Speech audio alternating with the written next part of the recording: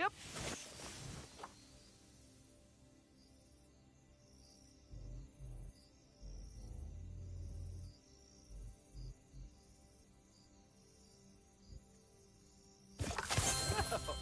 Oh.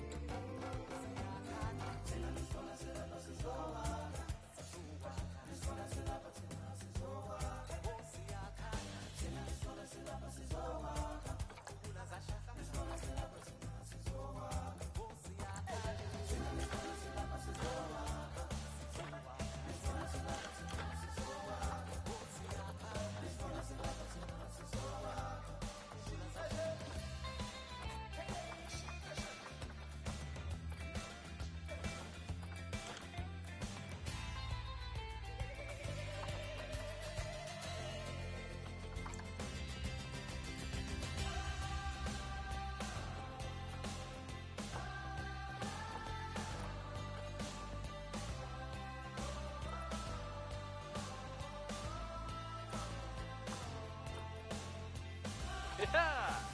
Whoa. Whoa.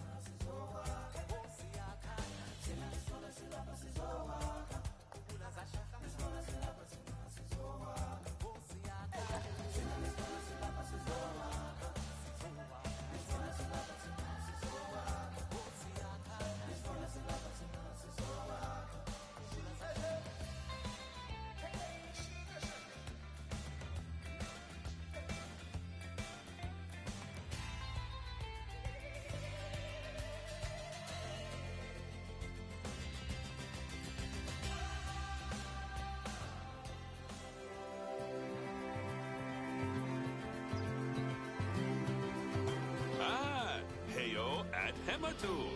Yeah, oh, sorry about that. I have a habit of slipping back into the Planko language. It's good to finally meet you in person. I'm Bernard, although I insist you call me Bernie. The only person who calls me Bernard is my wife. And even then, only when I track elephant dung into the carpets. As you know, I own several zoos, but I always like to show people the ropes here at my home.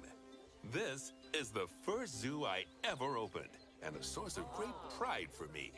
And prides, thanks to a lion breeding program we ran in the 80s. But we're in the middle of a big renovation, and that's where you come in. Sadly, our old contractor had to retire after developing a fur allergy. Poor devil kept sneezing his dentures into the lion habitat. So, it's up to you to finish everything off. Don't worry, though. I'm not completely throwing you in at the deep end. My head keeper, Nancy Jones, will be lending a helping hand. Oh, she's a hard worker, and she'll expect you to be too. But I'm sure you'll get along like a house on fire, or even better, one that isn't on fire. Less shouting that way. Hello there. From that rosy, fresh face of yours, I'm guessing you're Bernie's new hire. Good. Now, I hope you're ready to ditch your diploma because we're about to get really hands-on. But before we begin the real work, how about we familiarize you with the zoo by learning how to fly around it and visiting some of our beautiful animals? We'll start by popping over and having a look-see at the grizzly bears in their habitat.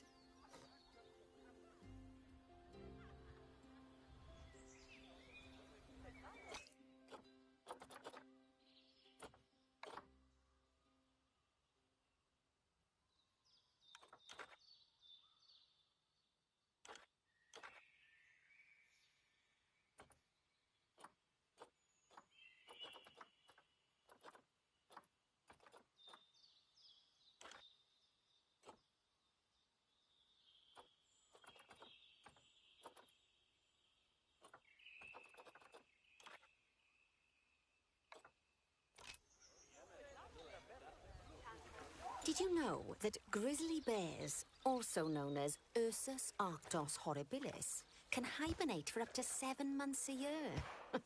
Oh, but then again, given the chance, I think a lot of people would do that too. Select one of the bears and you'll bring up its information panel. This is where you can find out all kinds of information about your animal. The most important thing being its overall welfare. You'll learn more about animal welfare today as we go through your objectives. But for now, let's enjoy this magnificent animal. Why don't you select the camera from inside its information panel?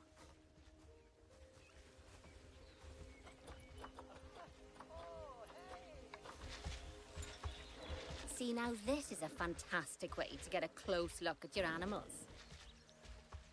Okay, when you're ready, let's pop over to the other side of the zoo and take a look at the lions. I've marked their location for you to find.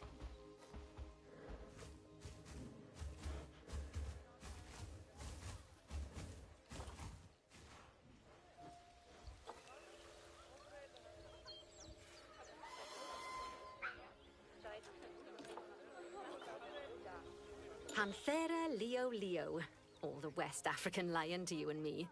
Lions are the most social of the big cats, and there can be as many as 40 lions in a pride, although prides of that size are pretty rare. As Bernie would say, those lions are awesome, which is precisely why I handle the training instead these days. Anyway, how about we get started on those objectives? Come on, let's head over to an empty habitat and see what needs doing there.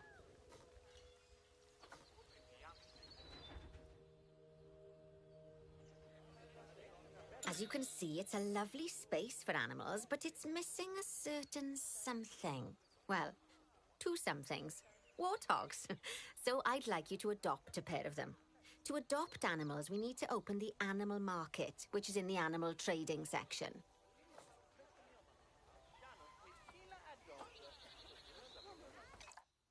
There we are. A pair of perfectly splendid warthogs for our zoo.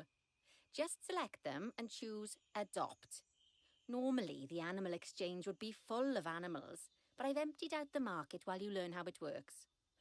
The last thing I need is you accidentally ordering a dozen elephants.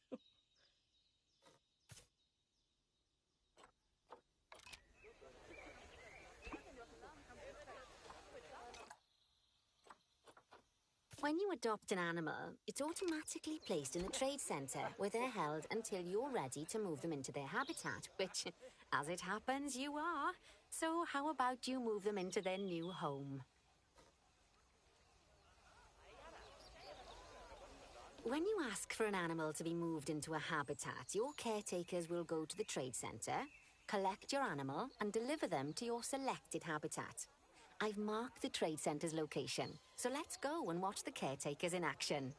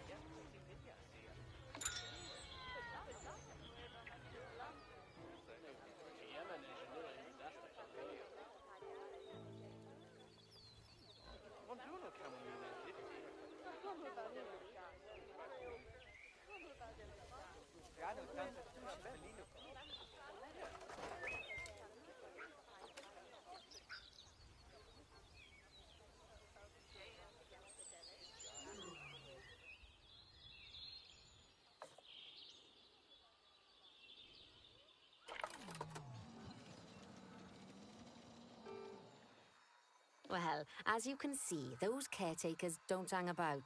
They'll move those animals to their destination as fast as possible.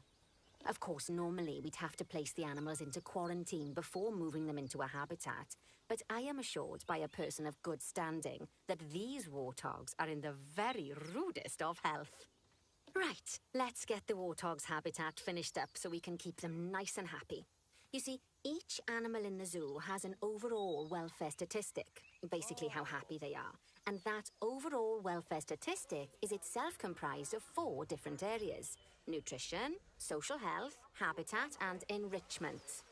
Luckily, if you select an animal, you'll bring up their animal welfare information panel, which we saw earlier, where you can see how they're doing. That way, you'll know exactly what areas need to be addressed. Don't worry if that's a lot to remember. You can always check the Zoopedia for more information. Let's start by making sure we're taking care of the warthog's nutrition welfare. To do this, we'll need to place a food station and a drinking station. Now, each animal requires a different type of feeding station. And for the warthogs, it's a small feeding trough. So let's add one of those and a water bowl.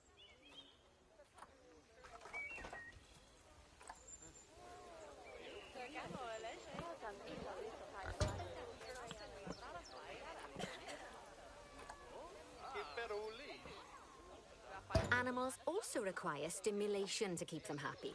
Let's add a lovely mud bath for the warthogs to roll around in. That bath will count towards their enrichment welfare, specifically their toy enrichment welfare.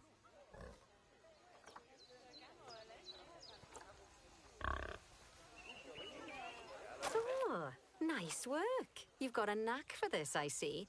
Now, our contractor had to leave in a hurry, so this place is in a pharaoh state. Unfinished thingamajigs and whatsits all over the shop. But the first thing we need to finish is the ostrich habitat. It's over near the hippos.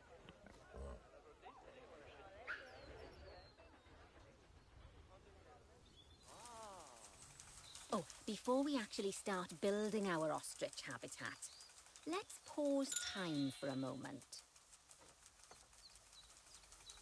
Ah, that's more like it. A quick break. Sometimes it's a good idea to pause the game whilst you're doing something which requires your concentration, because it'll stop the zoo spinning out of control while you're looking the other way. Let's keep the game paused while we get this ostrich habitat built. Okay, job number 1 here is to add a habitat gate before we complete the barrier. Every habitat needs a habitat gate.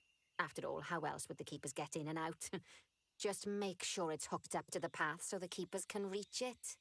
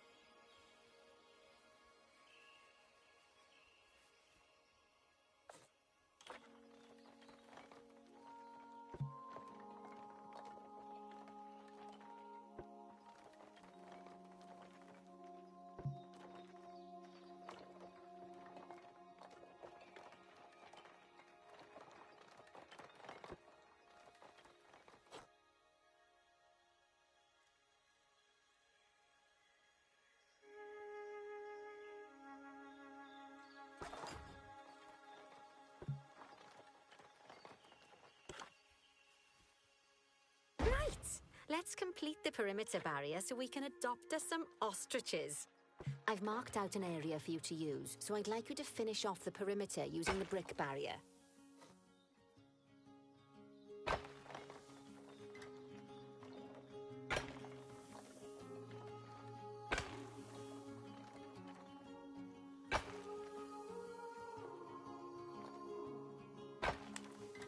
Good work! Remember, before you can place animals in any habitat, it has to have a full loop of connected barrier. Now, you've probably noticed that guests can't actually see into this habitat at the moment. At least not without a stepladder.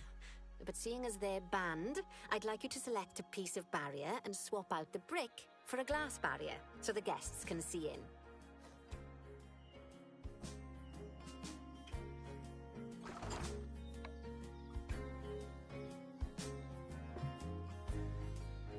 There we go. Adding in more windows gives guests even more opportunities to see the animals in a habitat. It's always best to make sure the guests can get a good view into a habitat from the path they're walking on, because it makes them happy, and because this would be a pretty terrible zoo if they couldn't. The last thing we need to do is to add a donation box. You see, when guests enjoy the view of an animal, they'll make a donation. Just make sure you put them in easy-to-reach places, like near a viewing point. Donation boxes are one of the main sources of income for the zoo, so make sure you remember them.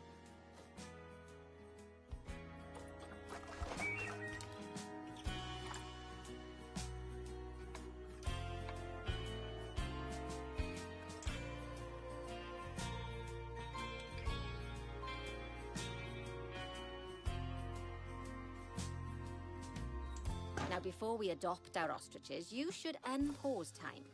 After all, if time's paused, then so are our caretakers, which will make it a bit tricky for them to deliver the ostriches.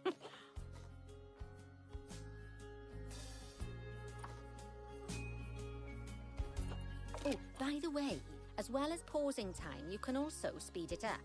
It'll run everything at 2 times and 5 times faster. It can be useful, especially if you're waiting for money to accumulate or for animals to be delivered to your habitat. Personally, I use it when I'm waiting for a brew to finish. All right, you've finished the habitat, so it's high time we adopted those ostriches, don't you think? Let's get 4 of them in here.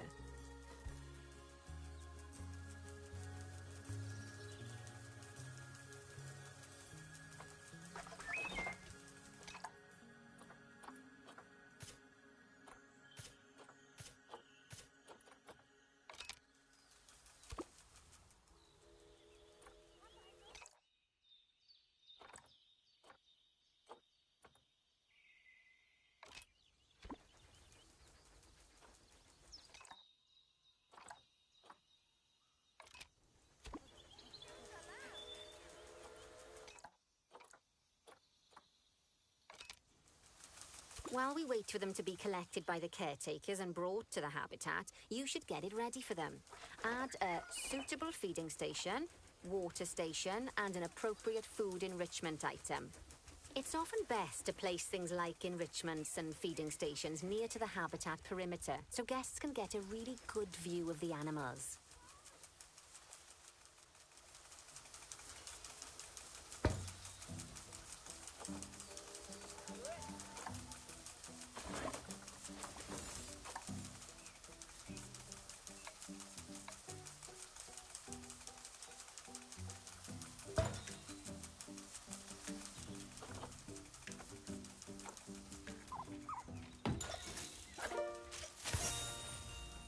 Oh, good to see the ostriches have somewhere they can really stretch their legs.